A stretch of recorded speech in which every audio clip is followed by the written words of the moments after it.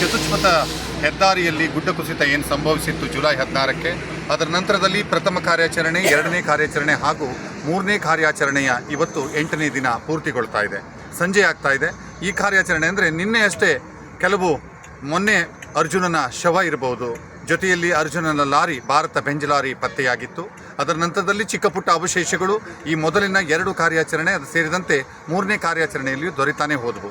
ಅದರ ನಂತರದಲ್ಲಿ ಒಟ್ಟು 11 ಶವಗಳು ಈ ನೀರಿನಲ್ಲಿ ಕೊಚ್ಚಿ ಹೋಗಿದ್ವು. ಅದರಲ್ಲಿ 8 ಶವಗಳ ಪತ್ತೆಯಾಗಿತ್ತು. ಅರ್ಜುನನ ಈ ಒಂದು ಶವ ಬಲ್ದಿದ್ರೂ ಅರ್ಜುನನ ಮೂಳೆ ಸೇರಿ ಒಟ್ಟಾರೆ 9 ಶವಗಳು ಪತ್ತೆಯಾಗಿದ್ವು. ಇನ್ನು 2 ಶವಗಳ ಪತ್ತೆ ಕಾರ್ಯಕ್ಕೆ ಜಿಲ್ಲಾಡಳಿತ ಜೊತೆಯಲ್ಲಿ ಶಾಸಕರು ಮತ್ತು ಸಂಬಂಧಪಟ್ಟಿರುವಂತಹ ಎಲ್ಲ ಅಧಿಕಾರಿಗಳು ಪ್ರಯತ್ನವನ್ನು ಪಡ್ತಾನೆ ಇದ್ದಾರೆ. ಮುಖ್ಯಮಂತ್ರಿ ಸಿದ್ದರಾಮಯ್ಯ ಅವರ ನಿರ್ದೇಶನದ ಮೇರೆಗೆ ಇಲ್ಲಿ ಕಾರ್ಯಾಚರಣೆ 8ನೇ ದಿನಕ್ಕೂ ಮುಂದುವರೆದಿದೆ. ಇಲ್ಲಿಯ ಸ್ಥಳೀಯ ಪುರುಷೋತ್ತಮ ನಾಯ್ಕರವರು ಹೇಳುವ ಹಾಗೆ ಇಲ್ಲಿ ಸತೀಶ್ ಎಲ್ರವರ ನಿರ್ದೇಶನದಂತೆ ಈ ಒಂದು ಲೋಕೇಶ್ ಇರ್ಬೋದು ಹಾಗೂ ಜಗನ್ನಾಥ್ ಇರ್ಬೋದು, ಇವರಿಬ್ಬರಿಗೆ ಸಂಬಂಧಪಟ್ಟಿರುವಂತಹ ಅವರ ಮೂಳೆಗಳು ಸಹ, ಅವರ ಅವಶೇಷಗಳು ಸಹ ಪತ್ತೆಯಾಗಿಲ್ಲ. ಈ ಒಂದು ಪತ್ತೆ ಕಾರ್ಯಕ್ಕಾಗಿ ನೀವು ಸಂಪೂರ್ಣವಾದಂತಹ ಈ ಡ್ರೆಜ್ಜರ್ ಮಷೀನನ್ನು ಸಂಪೂರ್ಣ ಬಳಸ್ಕೊಳ್ಳಿ. ಅದರ ಜೊತೆಯಲ್ಲಿ ನೀವು ಇಲ್ಲಿ ಸ್ಥಳೀಯವಾಗಿ ಬಂದು ನಿಂತ್ಕೊಂಡು ನೋಡಿ, ಯಾವುದೇ ಒಂದು ಅವಶೇಷಗಳು ಪತ್ತೆಯಾದ ತಕ್ಷಣ ನಮಗೆ ಅದನ್ನು ತಿಳಿಸಿ ಎನ್ನುವ ವಿಚಾರವನ್ನು ಹೇಳಿದ್ದಾರೆ. ಅದರಂತೆಯೇ ತನಗೆ ಮಾತ್ರ ಸಂತೃಪ್ತಿ ಆಗುವುದು ಯಾವಾಗ ಅಂತಂದರೆ, ತನಗೆ ಈ ಒಂದು ಕಾರ್ಯಾಚರಣೆಯನ್ನು ಪೂರ್ತಿಗೊಳಿಸಿದ್ದು ಸಂತೋಷ ಆಗಬೇಕು ಅಂತಂದರೆ, ಕಾರ್ಯಾಚರಣೆ ಸಫಲ ಆಗಬೇಕು ಅಂತಂದರೆ ಇದರಲ್ಲಿ ಜಗನ್ನಾಥ್ ಮತ್ತು ಲೋಕೇಶ್ ರವರ ಈ ಒಂದು ಶವದ ಅವಶೇಷಗಳು ದೊರೆಯಲೇಬೇಕು.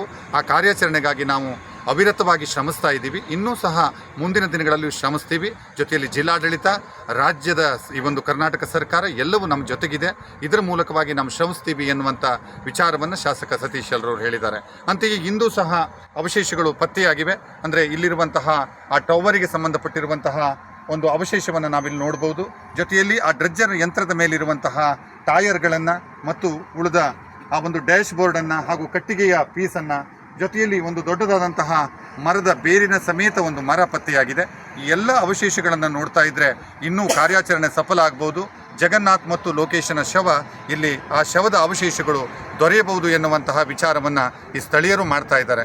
ಇದರ ಜೊತೆಯಲ್ಲಿ ನಾವೆಲ್ಲರೂ ಪ್ರಾರ್ಥನೆಯನ್ನು ಮಾಡಬೇಕಾಗಿದೆ.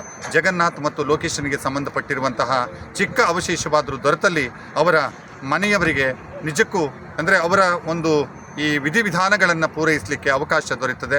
ಹೇಗೆ ಕೇರಳದ ಅರ್ಜುನನ ಈ ಒಂದು ಮೂಳೆ ಸಿಕ್ಕಿದಾಗಲೂ ಅವರ ಎಲ್ಲ ಕುಟುಂಬಸ್ಥರು ಆ ಒಂದು ಕೇರಳಕ್ಕೆ ಈ ಒಂದು ವಿಧಿವಿಧಾನಗಳನ್ನು ಪೂರೈಸಿ, ಸರ್ಕಾರಿ ಆಸ್ಪತ್ರೆಯಲ್ಲಿ ವಿಧಿವಿಧಾನಗಳನ್ನು ಪೂರೈಸಿ ಕೇರಳಕ್ಕೆ ಕೊಂಡೊಯ್ಯುವಂತಹ ಕೆಲಸವನ್ನು ಮಾಡಿದಾರೋ, ಅದೇ ರೀತಿಯಲ್ಲಿ ನಮ್ಮ ಲೋಕೇಶ್ ಮತ್ತು ಜಗನ್ನಾಥರ ಈ ಒಂದು ಅವಶೇಷಗಳು ದೊರೆತಲ್ಲಿ ಆ ಕಾರ್ಯಕ್ಕೆ ಸಫಲತೆ ಬರ್ತದೆ ಎನ್ನುವಂಥ ವಿಚಾರವನ್ನು ಮಾಡ್ತಾ ಇದ್ದಾರೆ. ಕರಾವಳಿ ಮುಂಜಾವು ಡಿಜಿಟಲ್ ನ್ಯೂಸ್ಗಾಗಿ ಸುಭಾಷ್ ಕಾರೆಬೈಲ್, ಅಂಕೋಲ. ಮಾನ್ಯ ಶಾಸಕರಾದ ಸತೀಶ್ ಅವರ ನಿರ್ದೇಶನದಂತೆ ಇಲ್ಲಿ ಕಾರ್ಯಾಚರಣೆ ಮುಂದುವರಿಸಬೇಕು, ಇದೆಲ್ಲ ಮಣ್ಣು ತೆಗಿಬೇಕು. ಮತ್ತು ಮುಂದೆ ಅವ್ರು ಏನಾದರೂ ಕಳೆಬರ ಏನಾದರೂ ಹುಡುಕೊಡ್ತೀನಿ ಅಂತ ಅವರು ನಮಗೆ ಭರವಸೆ ಕೊಟ್ಟಿದ್ದಾರೆ. ಅದೇ ರೀತಿ ಈಗ ಹುಡುಕ್ತಾ ಇದ್ದಾರೆ ಸರ್. ನಾವು ಅದಕ್ಕೆ ಬಂದಿದ್ದೀವಿ.